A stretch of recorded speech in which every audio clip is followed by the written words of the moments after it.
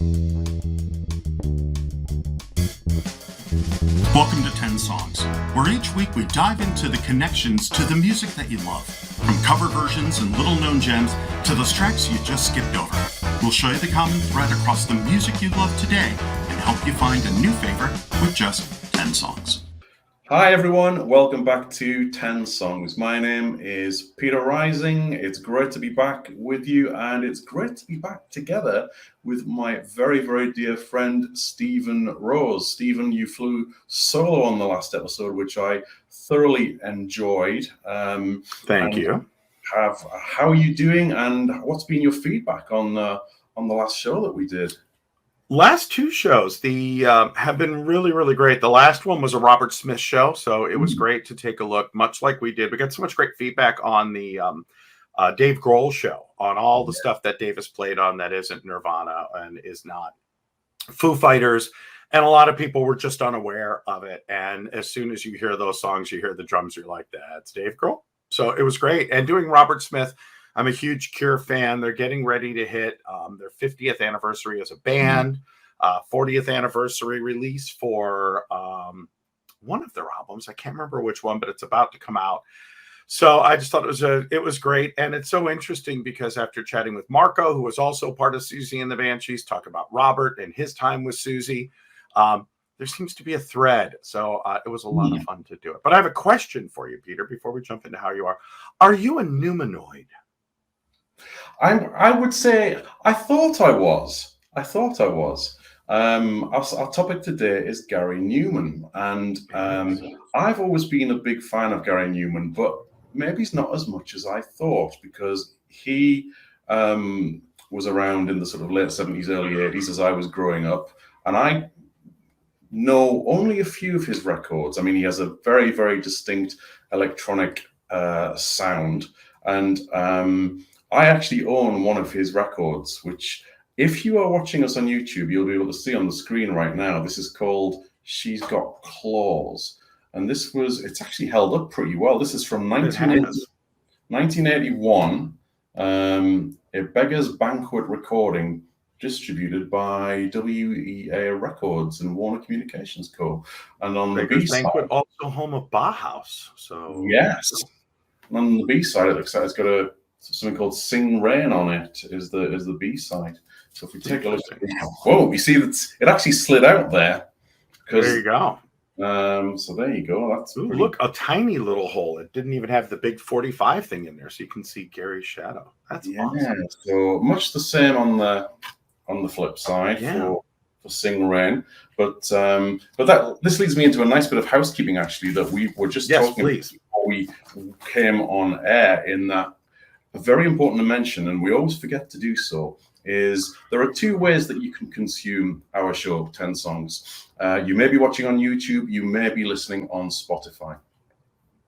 If you are watching us on YouTube, you get all the benefits of seeing our reactions and seeing us hold up examples like the lovely Gary Numan single that I just shared with you there.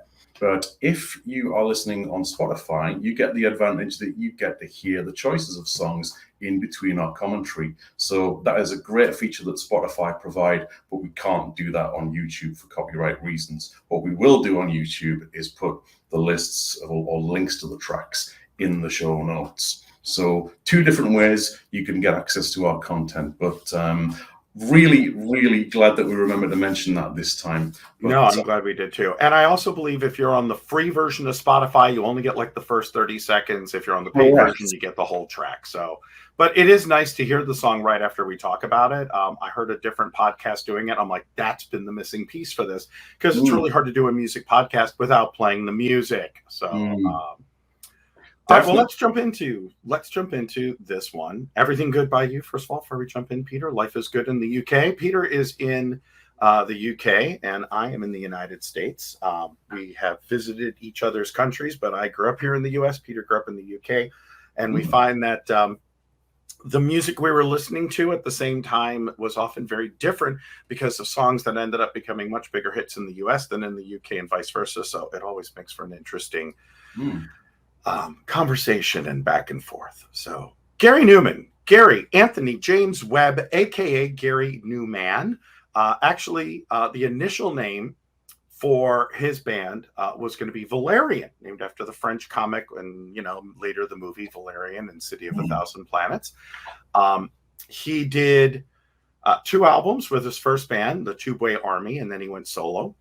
What is interesting is Gary has sold over 10 million records, and he is absolutely considered the pioneer of electronic music and often seen as the founder of the industrial movement. And I thought that was interesting. And then when I dug in and took a look, first of all, bands like Tears for Fears and a whole bunch of others stated Gary as big influences. But where things really got interesting was when I took a look at the bands who had done covers of Gary Numan songs, including, and not only, Nine Inch Nails, Marylin Manson, Amanda Ghost, Robert Palmer, Republica, Fear Factory, Saint Etienne, Sugar Babes, Afrika Bambaataa, Basement Jacks, Nouvelle Vague.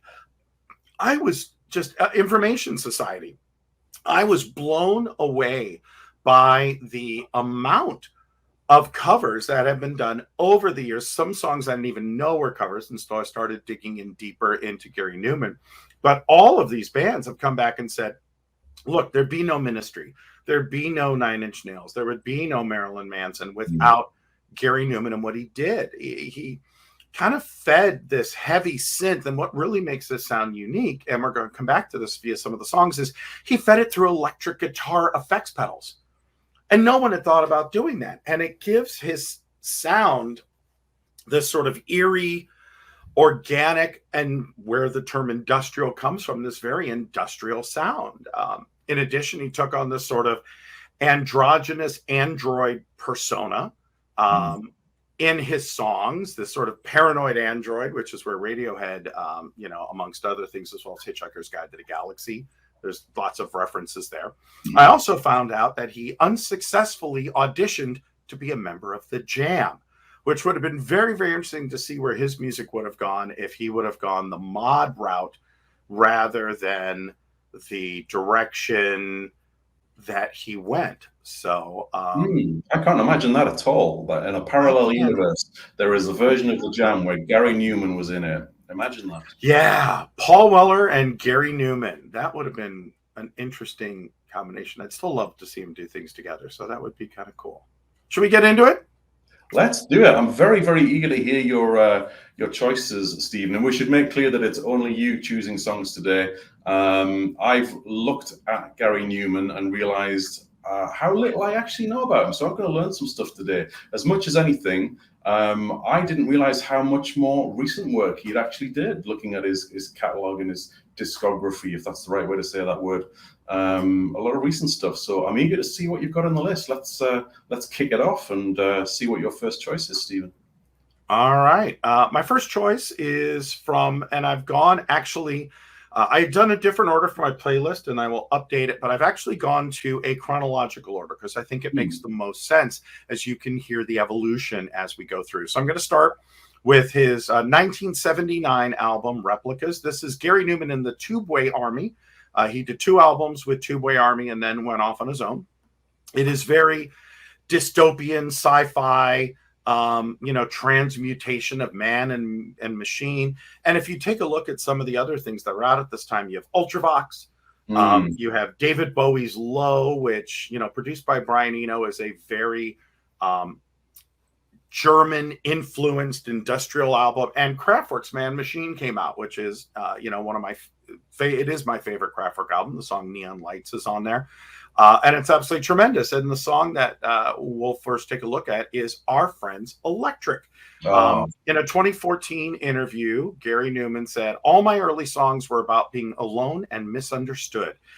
This is in The Guardian. As a teenager, I had been sent to a child psychiatrist and put on medication. He had Asperger's and saw the world differently. So, yay, neurodiversity. I immersed myself in sci-fi writers like Philip K. Dick and J.G. Ballard. I did very much the same when I was in college. These lyrics came from short stories I'd written about what London would be like in 30 years. These machines were friends. They would come to the door. They would supply services of various kinds. Sounds like Amazon. But your neighbors never know what they really are since they look human.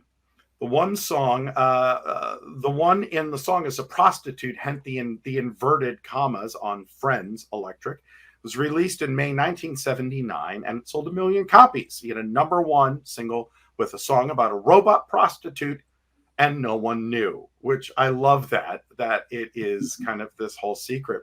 But it is, it's a really, really great track as he does this. And if you think Blade Runner, if you think actually it's great, there's a wonderful series on Philip K. Dick shorts that I was watching, and one of them is based kind of on this, and the one that he got the idea from the song on, with Janelle Monáe and oh my gosh, the woman from Ted Lasso. What is her name right now? I can't think.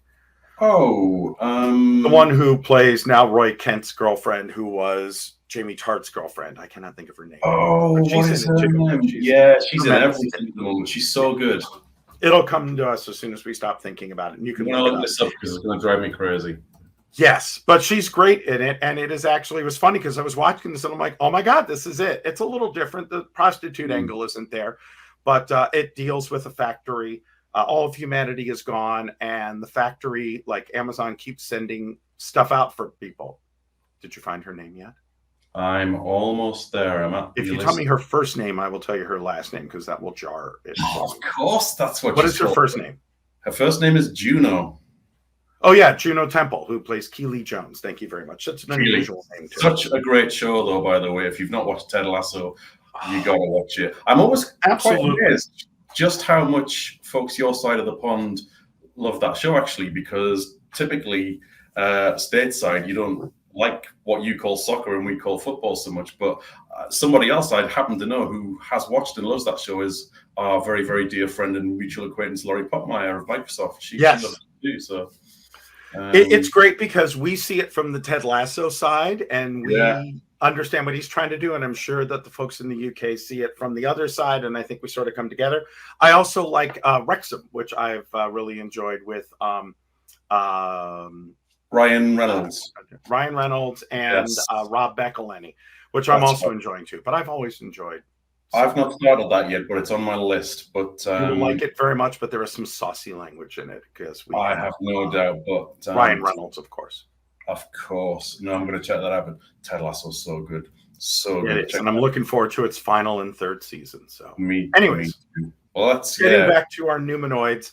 Let's take a listen to our friends Electric from Replicas. This is Gary Numan and the Two-Point Army. All righty. We're coming back to our next track. And there was an amazing film. I think amazing. Some of you may not. There was a great, let's call it a documentary. There was a great music documentary called Erg, A Music War, that came out in the late 80s. And what was great about Erg, and I actually have a copy of it. I'm a proud owner of the VHS, which I ripped and turned into a DVD many years later. But Erg, A Music War was a documentary about a bunch of bands that were up and coming. Now, let me tell you the list of up and coming bands. The Police doing Driven to Tears, Wall of Voodoo, Toya Wilcox, OMD doing Enola Gay, Oingo Boingo, This Is the Life, Echo and the Bunnymen, The Puppet, XTC, Respectable Street, Klaus Nomi, Go-Go's, Dead Kennedys, Gary Numan, Joan Jett, Surf Punks, The Cramps, Devo, Gang of Four is in this, doing He Sent in the Army, X, UB40, and Klaus Nomi. So, you know, bands then that most folks didn't know that are absolutely the stable. And also Athleto Spizzo, 80, doing Clocks Are Heavy and Where's Captain Kirk, which later became Spiz Energy. But anyways, I remember watching this on a show in the US called Night Flight that came on at like 11 o'clock at night. It was probably 1983, 84 maybe. And up pops this video where it is this stage and there's a big sort of triangle looking pyramid and there's lots of fog and it's all red. And this synth line comes in and this little man in a tiny little car that is like a little three-wheeled little thing comes out with a spotlight.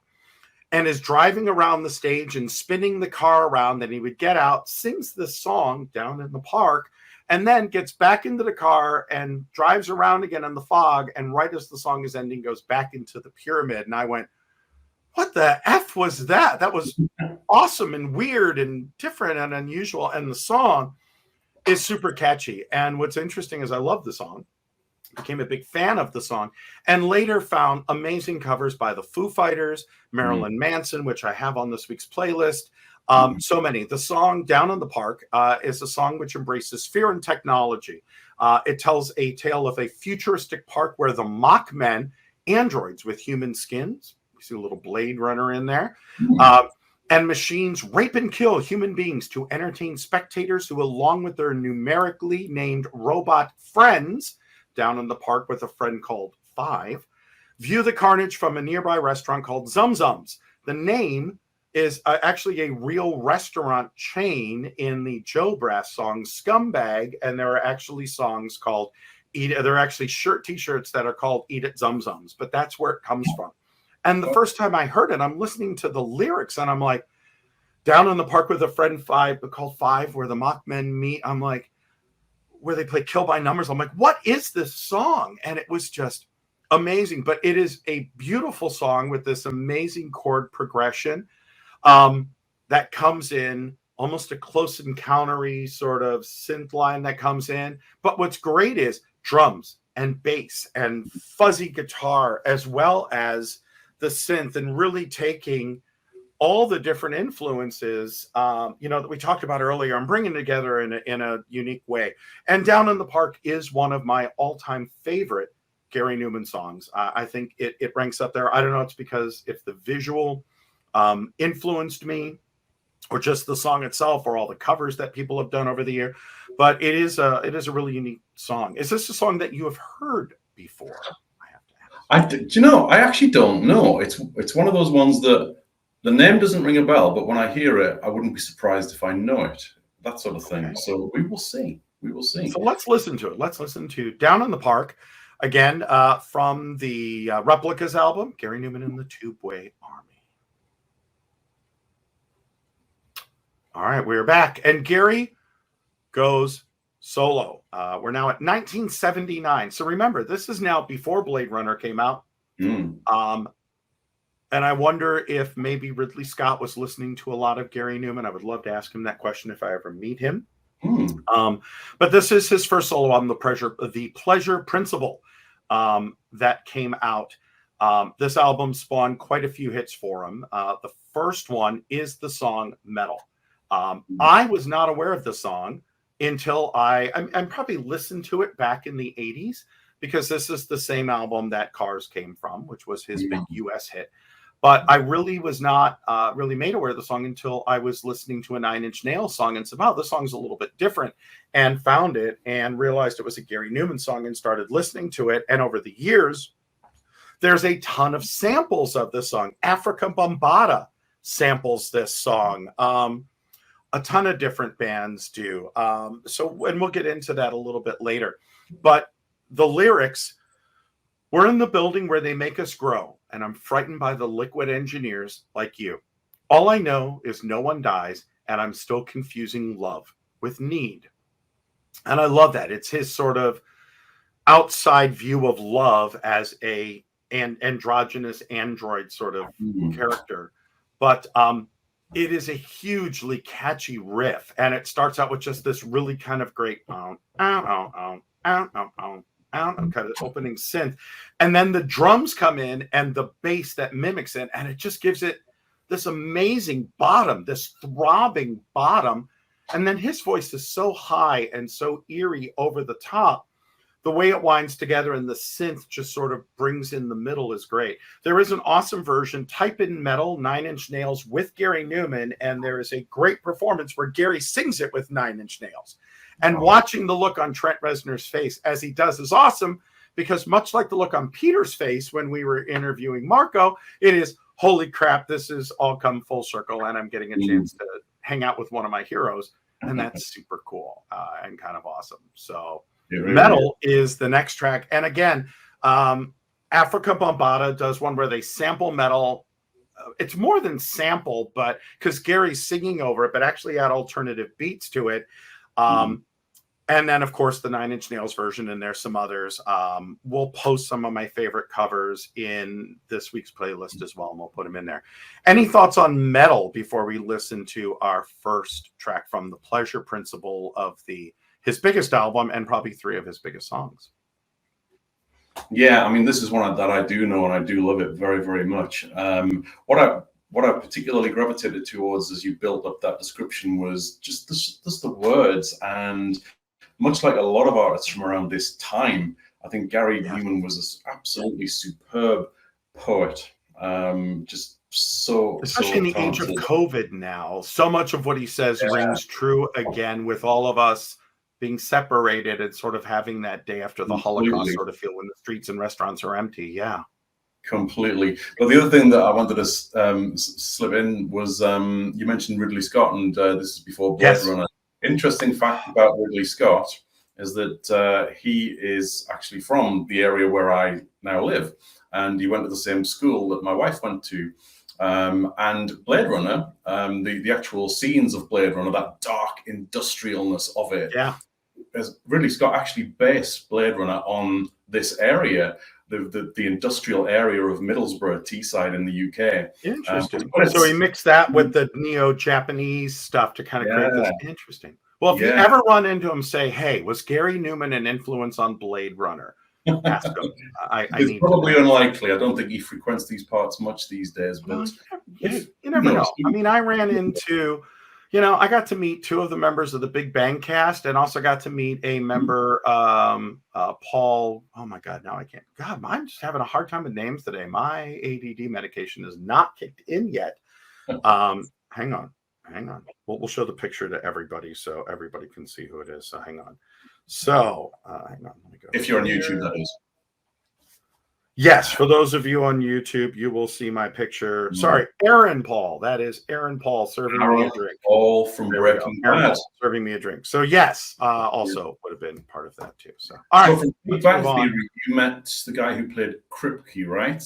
Now, yes, I met the guy who played Kripke, and I also interviewed Will Wheaton, which we will put a link to. And I'm very excited that I'm going to post my interview with Jan Werner, the founder and former editor-in-chief of Rolling Stone magazine. I will post that also to a private YouTube link, and we'll put both of those. Peter put both of those in the show. So I did that for something for my day job for Microsoft, but I got a chance to interview Will Wheaton for his book and Jan Werner about a month or so ago for his new book, and we'll post both of those. They're interviews I'm extremely proud of. So, and you should be. I've seen the Will Wheaton one, and it is brilliant. And I always forget, he's so good in Big Bang Theory, but I think of him first and foremost as Star Trek. But of course, he's in so many Big Bang Theory. Yeah, Stand By Me. He was, of course, in Star Trek and all of that. I always liked him, but I became a big fan of his once he started posting his blog and really becoming an advocate for mental health. And that's when he went from being someone I really respected to someone I really admired and wanted to meet. And then once he was on Big Bang, it just took me to a whole nother level because he gets to play an evil version of himself. And who would not want to play an evil version of themselves on TV? So good. Yes. Problem, Will Wheaton? Yes. Love that so much. Wheaton! By the way, I did get a lot of folks who appreciated my Wrath of Khan reference in an earlier episode. So, so good. So good. Let them eat static. All right. Let us listen to, we've not listened to Metal yet, right? We've not played it. Oh, yeah. Let's do it. Let's play it. Let's listen to Metal.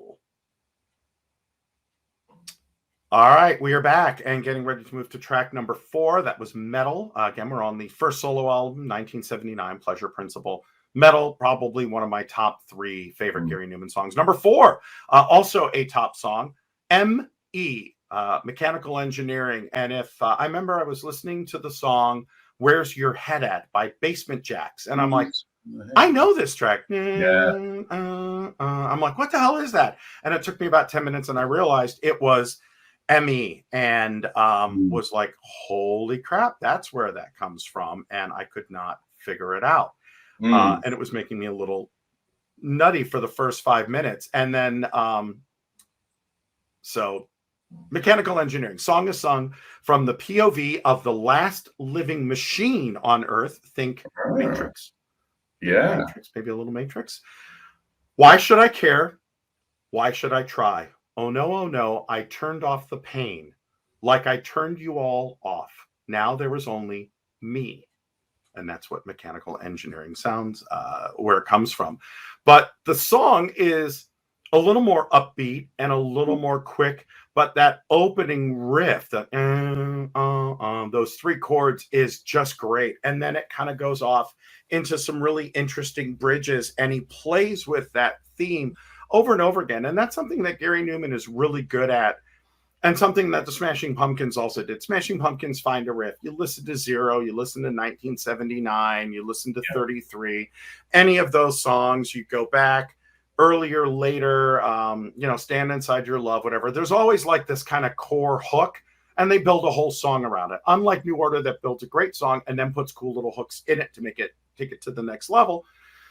But he's really good at taking a theme and replaying it. Something Moby, I think, also does very well.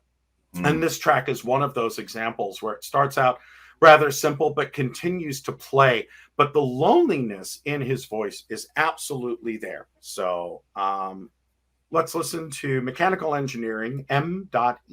or Me, from the Pleasure Principle album by Gary Numan. All right. We're back to a song you know very well from that album. This was #1 in the UK and Canada. It hit #9 on the US charts. And it is, well, before we say the title, let me read you what Gary wrote about this song. He said, I was in traffic in London once and had a problem with some people in the front. They tried to beat me up and get me out of a car. I locked the doors and eventually drove up onto the pavement and got away from them. It's kind of has to do with that. It explains how you can feel safe inside your vehicle in a modern world. And when you're in it, your whole mentality is different. It's like your own little personal empire with 4 wheels on it. I thought that's brilliant. So, Peter, what is the song? It should be obvious by now. Yes, the song is She's Got Claws. And there it is again. Not She's Got Claws. Whoa. We are talking about cars. Oh, we're talking about cars. Of course we are. I jumped ahead. Of course it's Cars. You knew that. You were just messing with our audience. That is for the ones who saw that live, rewind and pretend you didn't see that. Didn't see that. Oh, we could edit it out. No, Cars. Here in my car. Yeah, of course it is. But I thought it was the one that first time I heard that song, I was like, it's quirky and odd, and the electronic claps in it, and that great little synth line. I was a big fan also of Thomas Dolby at the time, and I had a chance to meet him. He did a book signing at Microsoft. I got to ask him what in his actually I'll allude to this just around when we should do a show on Thomas Dolby, but I asked him, I'm a big fan of his stuff. His album, if you've not listened to it, Astronauts and Heretics, is brilliant. He moved to New Orleans and the album is phenomenal. So many great tracks. Eddie Van Halen plays on that album. He has a song called Man in a Suitcase that I absolutely love on that album. He has just some really, really great tracks. I can't think of the main track right now. It'll come to me in a moment. But I forgot where I was going with it. Oh, but I got to ask him. I said, hey, you have a great song called Budapest by Blimp on his Aliens Ate My Buick album. I said, that is a really beautiful song. What made you write that? And he said, I fell in love and got married. And I went, oh, interesting. Where his songs also very early, hyperactive, things like that, were also these sort of man out of place sort of thing. But what is your thought around Cars? The first time that you heard it, what you thought about it, or maybe in listening to it now, what do you think about it? I mean, when I was very young when Cars came out, I would have been about 8 or 9, if that actually. And I just liked how,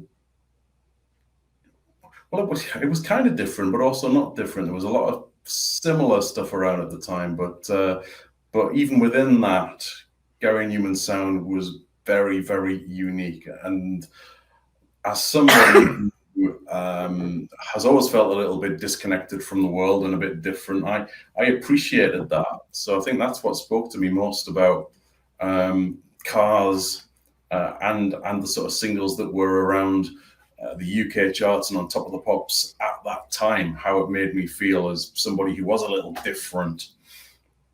That's why I missed you, Peter. And I did. I hadn't thought about it that way, but you're absolutely right that his songs have a loneliness to them, and that's absolutely there. But if you are feeling like an outsider a bit, you can connect with that. And that's probably what it did. Was I also felt very much like this sort of outsider, and the world is confusing and overwhelming to me, and I'm seeing it differently than everybody else, much the way that he talks about. And that's probably another reason why I've been drawn to Gary Numan. God, that's really nicely done. I didn't think about that until you just said that, but that's absolutely perfect. Well, thank you. I like to bring perspective. That's why I love having you on the show, and I miss you when you're not on the show. I missed you too, my friend. I certainly did. But all right, let's take a look at Cars, song that most of you know. Great cover of this by the band Fear Factory, where they really didn't change it too much, but they had a really nice bottom to it, just kind of a really bottom. I find it interesting, Peter. Hold up your drink for a moment. What's interesting about time zones? It is 10 a.m. by me, and Peter, what time is it there for you? It is right now. It is 5:10 in the afternoon. So there you go. So I'm still in the morning. He's still in the evening. Hence the difference in beverages. So it's always nice to know the different time zones. Yes. All right. Let's listen to Cars by Gary. Let's do it. All right, coming back and picking up the pace just a little bit. That was number 5. We're now at 1980. He releases his next album, Telecons, which featured the songs We Are Glass, I Die, You Die, which was a relatively big hit in the UK. But one of my favorite songs off this album is actually a song that I became a huge fan of on Robert Palmer's Clues albums, the same album that had, the song Looking for Clues, which is great. John and Mary, which, by the way, there is an amazing Brian Ferry, Todd Terry remix of that will just leave you almost crying. That is absolutely beautiful, of John and Mary with Brian doing a voices only he can of that. But I love that version and didn't realize that it was a Gary Numan song, and that he sings 2 Gary Numan songs on that album. One that he specifically wrote for Robert Palmer on that album. And what song was that? You're going to ask me what it is, and I will tell you. I believe it is the song. I think it is Not a Second Time is the song that Gary Numan wrote. But I Dream of Wires. I love the Robert Palmer song. Didn't realize it was a cover. The lyrics, I am the final silence, the last electrician left alive. They call me Sparkle. I was the best. I work for them. It is the last human or last robot electrician that manages all the rest. And now that all the robots are gone, his need for repairing robots and their need for him is over, because that circle is no longer complete, and him realizing his own end, his own robot mortality as it is, that his purpose is over. And what a very sad song, but a beautiful song. And the way Robert sings it just brings a heart and soul to it that is amazing. So as much as I'm picking the Gary Numan song, because we have to give him props for writing such a great song, the performance by Robert Palmer is my preferred performance, and I'll be curious to hear back from folks. Also, at this time, did a sold-out 2-night stance at Wembley at this point in his career. Any thoughts on I Dream of? Is this a song you're familiar with, or no? I don't think it is, actually. I don't think I know this one, but I certainly don't know the Robert Palmer version either. So I'm going to have to go check out both and see what I think of them. But Robert Palmer is an artist that I don't know an awful lot of his catalog either. Maybe he's I do too, but I only probably know the obvious songs. Sure, Addicted to Love and Hyperactive, but he had so much great stuff early, Looking for Clues, John and Mary, stuff like that. And then later, some really beautiful soulful stuff, and even a great song called I'll Be Your Baby Tonight with UB40 that I absolutely love. He does an amazing cover of Mercy, Mercy Me. Didn't he have one called Marvin Gaye song? Sorry. Didn't he have one called Some Girls Have All the Luck, or Some Guys? Yes, Some Girls Have All the Luck, from one of his early albums, Sneaking Sally Through the Back Alley. We may have to do a Robert Palmer episode. I would love that. I'm a big Robert Palmer fan. He also has And I will also call it from his album Heavy Nova. There is an amazing cover with Steve Vai on guitar of Devo's Girl You Want. That is amazing. And he also does Early in the Morning. The Gap Band song does a great metal version with one of the best bass solos you've ever heard in your life. But we'll save Robert Palmer for another day. For now, let's listen to I Dream of Wires. When you're done, listen to the Robert Palmer version. It's on the list, and tell us what you think. I Dream of Wires, 1980, Telecon. All right, we're back. It is now 1981, and he releases an album called Dance. And I want to talk about this album before we talk about the song. Now, he decided to go in a very different direction for this, and his lineup is amazing. Now, let's remember what's going on in 81. Human League is hitting. OMD is starting to hit. Duran Duran is starting to hit. Depeche Mode is starting to hit. So who does he get to play on this album? Well, from the band Japan, which is, and don't get me wrong, especially for Jay and his wife, I love Duran Duran, one of my all-time favorite bands, but Japan did Duran Duran first and did it better. I'm sorry, but listen to The Night Porter, listen to Japan, and you'll go, oh my God, this is Duran Duran on a whole nother level. So he got Mick Karn and Rob Dean from Japan. Mick Karn, who also did a solo album, Dallas Car, with Peter Murphy of Bauhaus.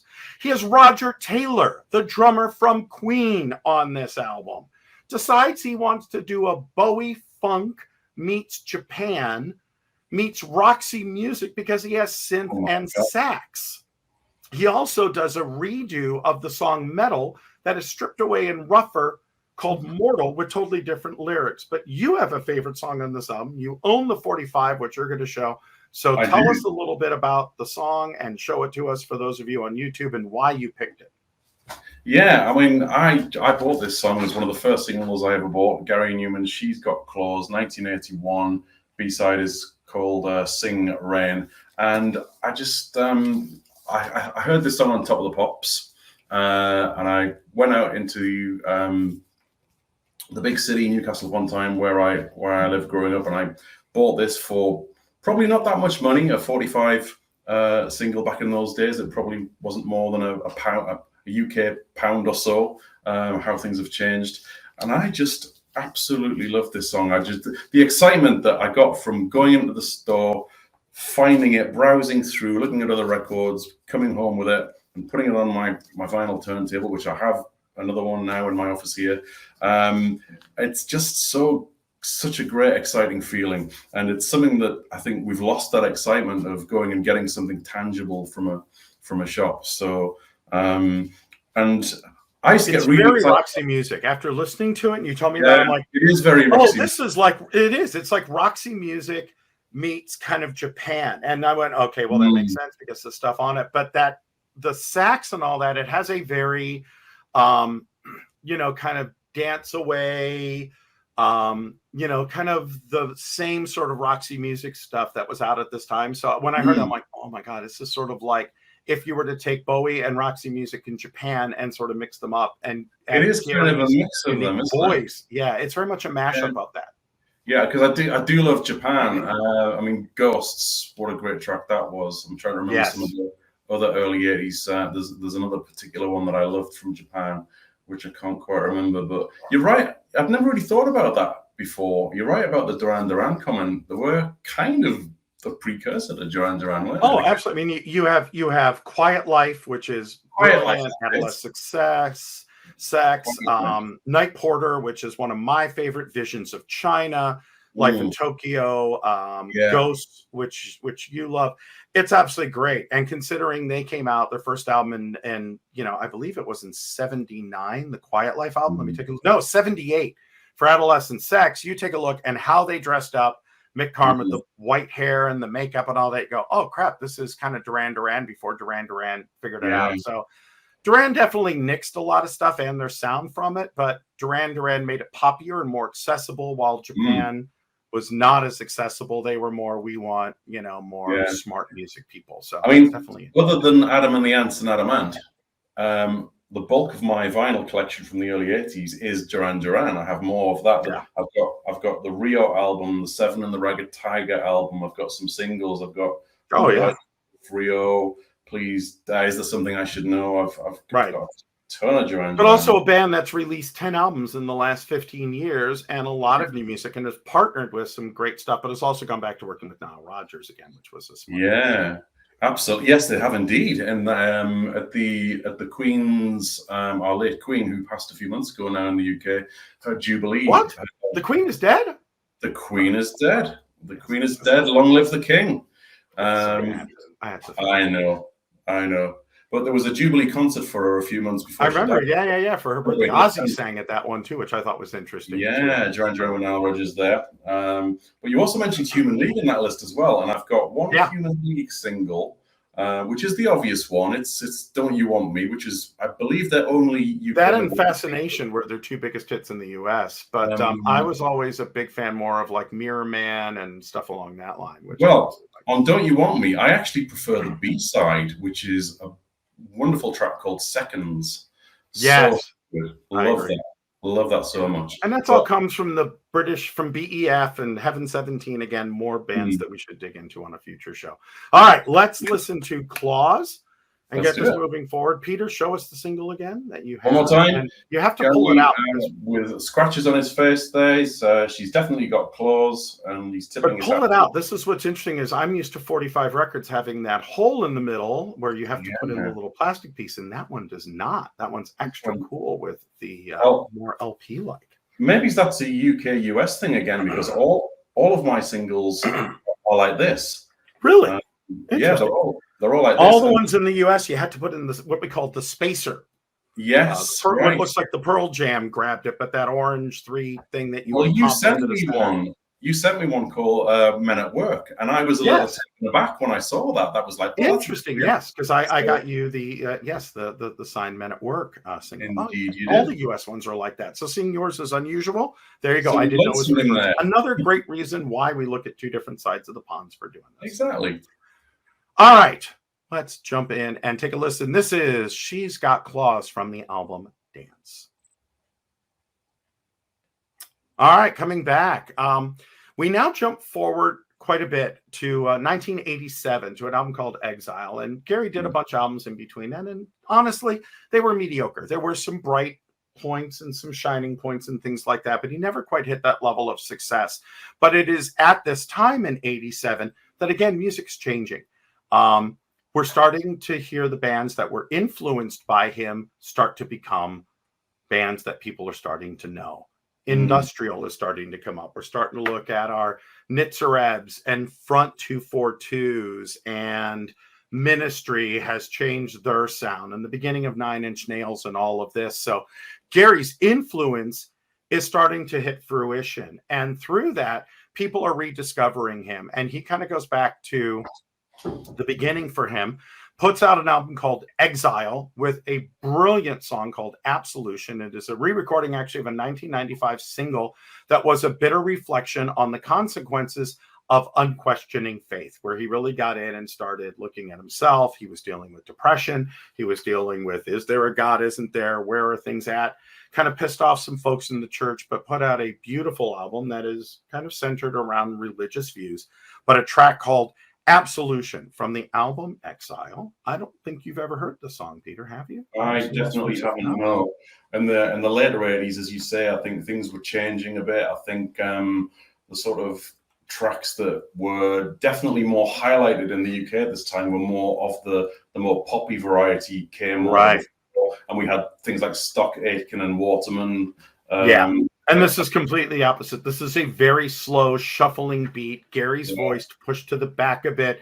Very heavy, dark synth. The whole album feels gray and almost dirty at times, but it's a beautiful song. And his voice is different in this one. Not quite so lonely, but still filled with a lot of emotion. And it's a great track. So for those who haven't heard it, I'd love to know what you think. And how he still retains his core, but really has evolved as a musician. And I think this is a song that really is very much a turning point for him and starts to open him up for his future work that I think is just brilliant. And we'll jump into some of that in a minute. So let's listen to Absolution from the 1987 album Exile. All right, moving to number 9. Only 2 songs left plus a bonus, as we always do. We're now in 1994, so we're jumping forward again. Numan decided to stop attempting to crack the pop market, concentrated instead on exploring more personal themes, including his vocal atheism, which I thought was an interesting way of putting that. He had married now his wife, Gemma, encouraged him to strip away the influences of the more recent years. He reevaluated his career, veered towards harsher, more industrial. So now he's embracing and building upon the sound that he actually helped to find with this album, Sacrifice, which he plays almost every instrument himself. There was a movie that kind of came with it that was well received as Numan's harder, darker sound emerged. Nine Inch Nails was enjoying their first rush of fame. The influence was mutual. He cites the song Closer as his favorite Nine Inch Nails song and has said, Head Like a Hole has the greatest chorus ever.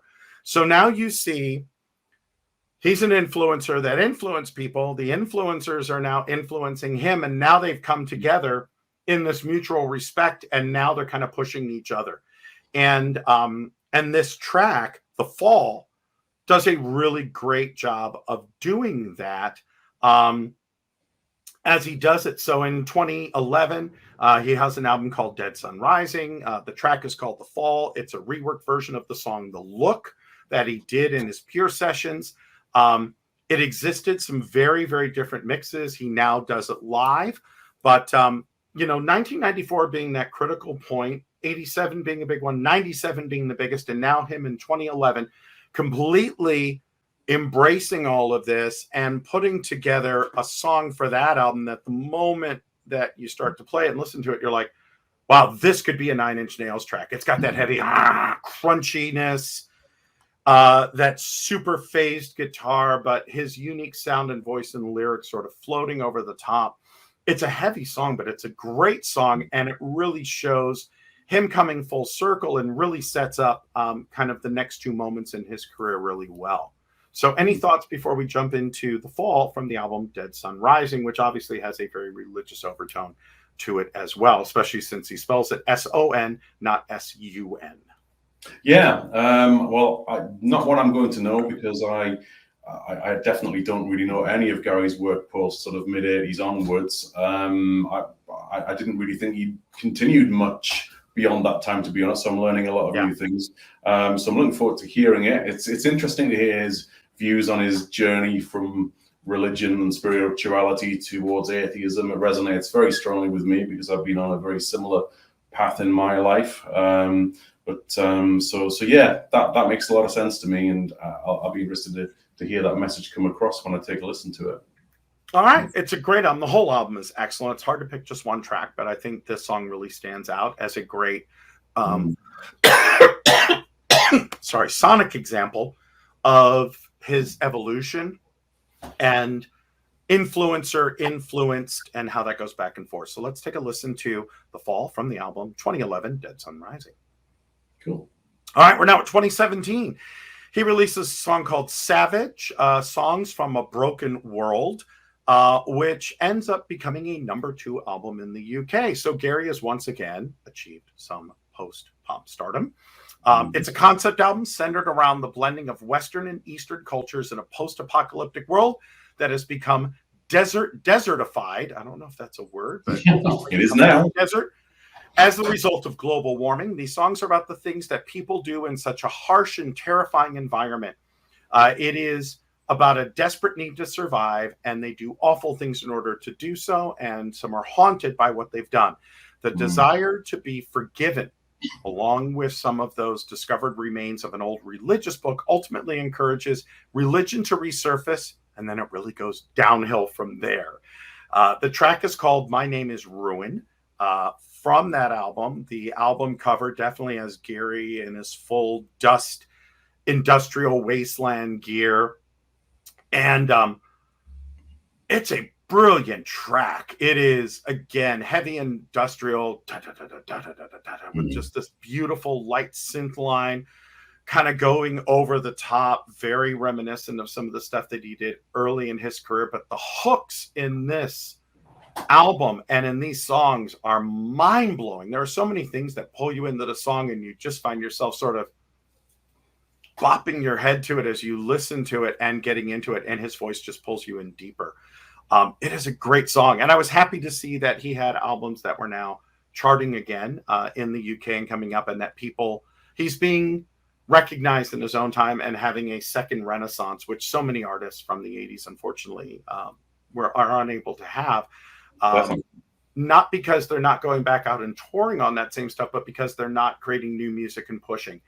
Prince was one of those people who was always way ahead of his audience. And I think Gary is one of those too, where you'll go back and listen to a Prince album from 20 years ago, and this is an awesome album. Why wasn't it a hit? But then you listen to all the other songs that were hit, then you realize, oh, because he's like 5 years too early on this. And I think Gary has come back full string and influenced himself to evolve in some really unique ways. And this song certainly shows it off. Absolutely.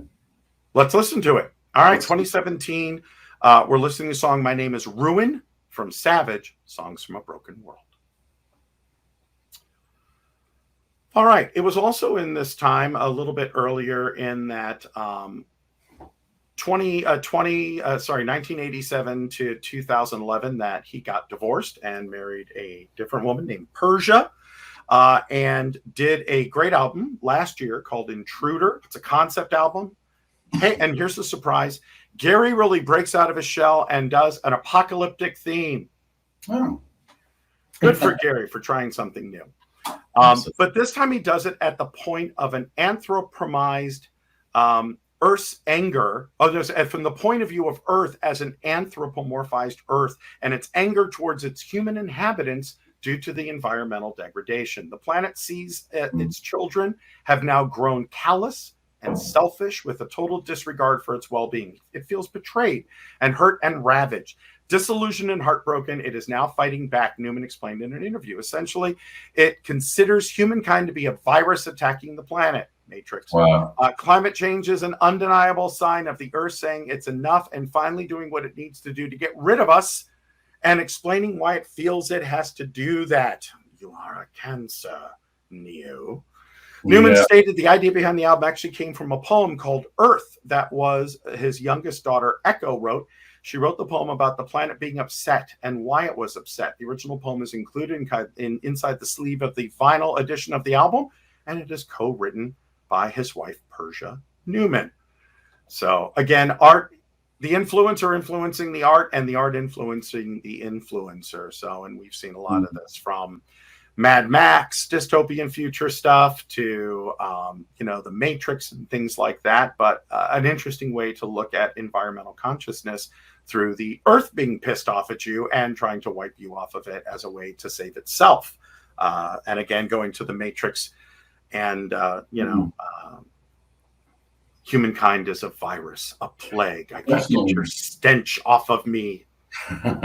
Definitely. I mean, this is something that is quite well regarded in the fact that many consider the Earth to be a living consciousness, which a living thing, which we are hurting, and I can buy into that. I certainly can't disprove that, but sometimes when you see the way the world is going, it's hard not to think. And I've had similar thoughts myself, so I can empathize with Gary when he writes these lyrics for sure. Yeah. And how could you not, at that point too, which I think is part of it. So this is our last track. So we'll play this one. We'll come back. I want to call out a few covers, which will also be included in this playlist. But let's listen to that. And Peter, want to come back, get your final thoughts? And then we'll wrap things up on this episode of Gary Numan. So this is what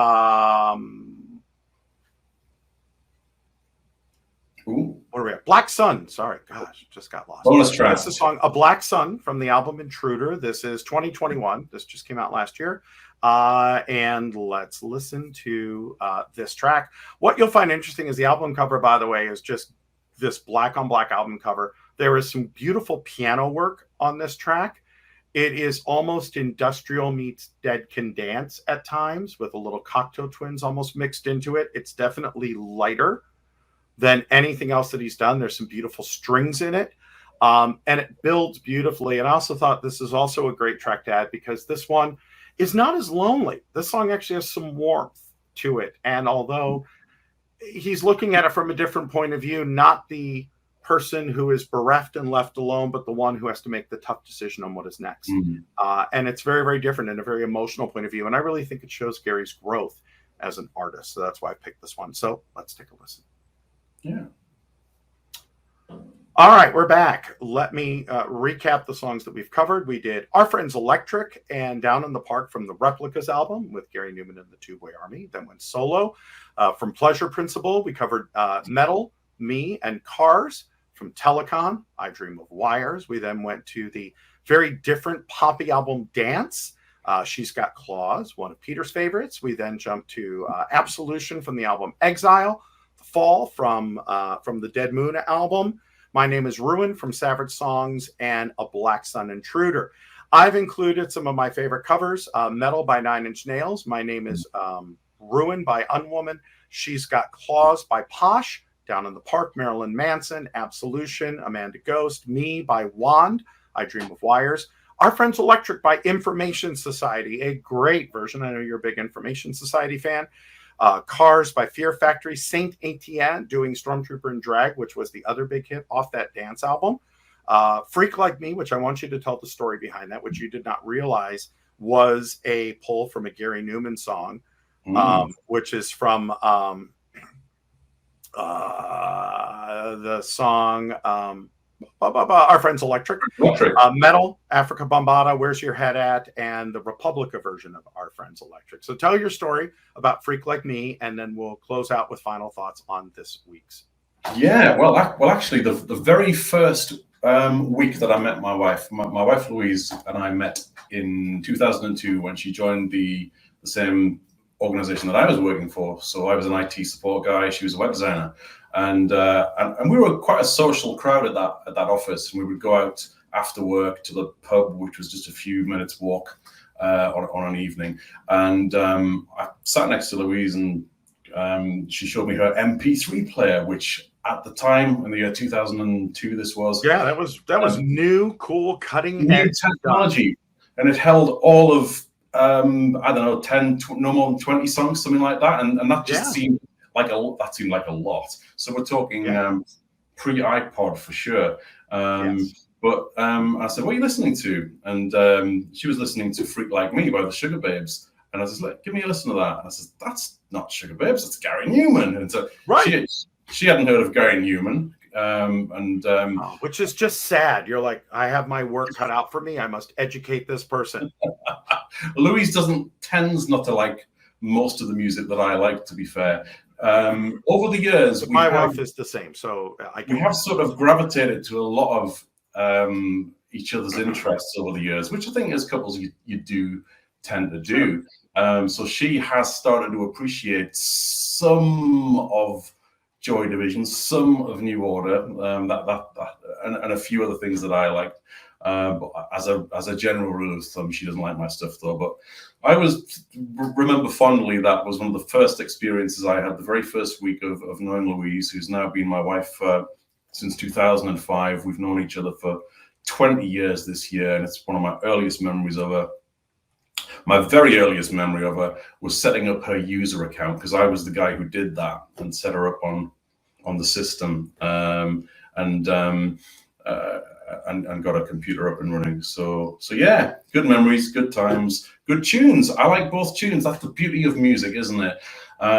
Two very different interpretations. Freak Like Me by the Sugar Babes, who had a really great career in the early 2000s. And by the way, never heard of them until I was doing research for the show, because I don't believe, and I could be wrong, tell me if I'm wrong, but never cracked the charts here in the US. I don't believe they did. And what's interesting about the Sugar Babes is throughout their sort of 10-year period of success, there were 3 members of them, and throughout that 10-year period, all 3 members of them gradually changed. So the final lineup was a completely different lineup, and the original 3 members then reformed with a different name, which was so weird. But they had some good hits, they really did. But that is one of the things I love about doing this show, the different interpretations of styles and genres. And what we want to do with this really is we want to introduce you to new music that you've not come across yet, and maybe some old music that you never heard of before. And that's the whole point of this. I'm learning things from you, and we've got very different perspectives. And vice versa. I'm learning quite a bit from you with your unique UK perspective on music, which is different on stuff that were hits and not hits. So and that's why we do the show. We don't make any money doing this. We don't make a dime. This is done on our own time, which is why we can't always get an episode out at a regular basis. We apologize for those of you who have sent us comments via our Twitter at 10songs3 on Twitter, or have come to the website 10-songs.com. We so appreciate your comments and how much you're loving the songs and the piece, and it means the world to Peter and I, because we just do this because we enjoy spending time together. We enjoy talking about music, and we thought, hey, we could do this in a structured way that other people might enjoy. So, and I'm also going to call out Paul Thurrott. You owe us a show. So I'm going to start hitting on you now that it's past Ignite. It's time for you to be on our show. Paul wants to do what is the perfect first album. And there are a lot. I mean, I can think of perfect albums where there's not a track you split, taking a look at everything from the Damned, Machine Gun Etiquette to the first Pretenders album, the first Cars album. There's a lot. It would be hard to pick one album, but I would love to pick what we feel are the 10 albums that have the most amount of songs that you would never skip. And that could be very interesting. So we'll try to get Paul on that. So at Paul Thurrott, we're calling you out. Jay Lesk and your beautiful wife, we're calling you out for a Duran Duran show. Peter, who else are we calling out? I know we're calling out Viv for a metal show. No, it's Rue Campbell. Rue is a big metal, and particularly Motorhead. I was thinking Vivian Campbell, but that's Def Leppard, so that's why. There you go. And also my very good friend Kevin McDonald, who wants to join us to do a Britpop themed show. Which I told him you can't just do all Britpop because that's huge. He's got to pick a subgenre or something that makes it difficult to pick 10 songs. Yes, from so Kev, if you're listening, you've got some homework to do, my friend. Yes, it's too wide a topic. We have to bring it down a little bit. So anyways, all right. Always great stuff, Peter. Always great to see you, my friend. Any final closing thoughts before I close out this week's show? Only that it's been great to be back.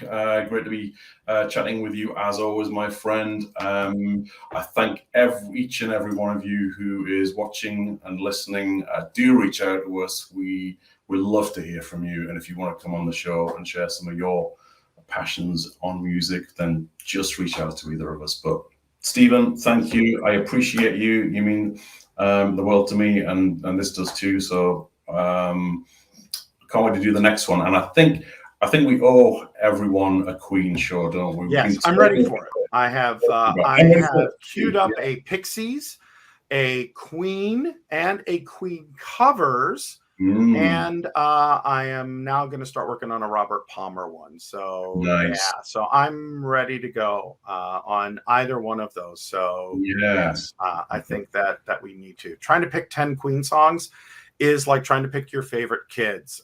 So that is pretty difficult to do. Same with Queen covers. There are some really great ones, from Def Leppard to Dream Theater, Metallica, J-Flay, Nine Inch Nails, Skid Row, The Vandals, Testament, Chemical Romance, Breaking Benjamin, and of course, William Shatner. So so much good stuff there that we could potentially do. So yes, we will figure that out and we'll get on it the next few weeks. I'm traveling in 2 weeks. I will be at Tech Mentor down in Orlando, and I just signed up to do a bunch of sessions at the Microsoft 365 conference in Vegas in December. So if any of you are visiting, would love to chat with you. And hopefully, Peter, you and I will get to do a conference together next year. So I'm sure we will somehow, somewhere, whichever side of the pond that ends up being.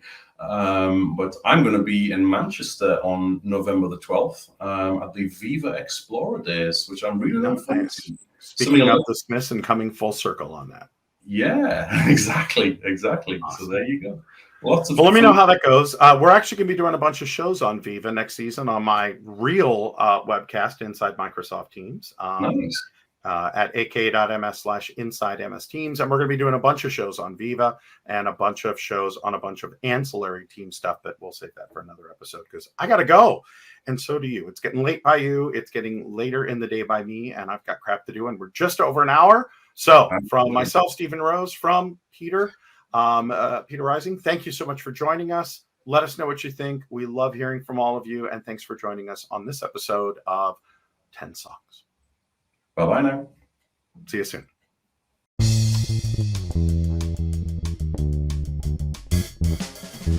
Welcome to 10 Songs, where each week we dive into the connections to the music that you love, from cover versions and little-known gems to those tracks you just skipped over. We'll show you the common thread across the music you love today and help you find a new favorite with just 10 songs.